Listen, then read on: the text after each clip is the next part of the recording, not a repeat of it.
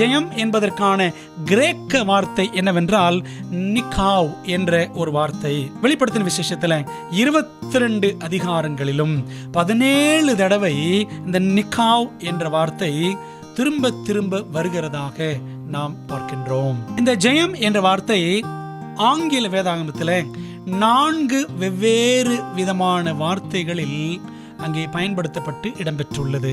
வெளிப்படுத்தல் 2, 3 அதிகாரங்களில் over come என்ற வார்த்தையை 13 அதிகாரம் 21 அதிகாரம் இந்த பார்க்கலாம். வெளிப்படுத்தல் 5 அதிகாரத்திலும் 12 அதிகாரத்திலும் prevail என்ற வார்த்தையை நாம் என்ன செய்கிறோம் பார்க்கிறோம். வெளிப்படுத்தல் 6 அதிகாரத்தில் conquer என்ற வார்த்தையை நாம் பார்க்கிறோம். வெளிப்படுத்தல் 15 அதிகாரத்தில் gotten the victory என்ற ஒரு வார்த்தையை நாம் பார்க்கலாம்.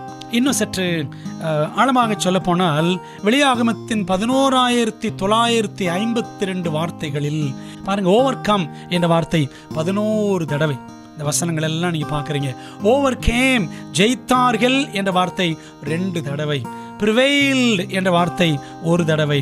conquering 1 தடவை. conquer என்ற வார்த்தை 1 தடவை. victory என்ற வார்த்தை 1 தடவை. ஆக மொத்தம் 17 தடவை இந்த ஜெயம் என்ற வார்த்தை விதவிதமாக ஆங்கிலத்தில் நாம் வருகிறதை நாம் பார்க்கின்றோம்.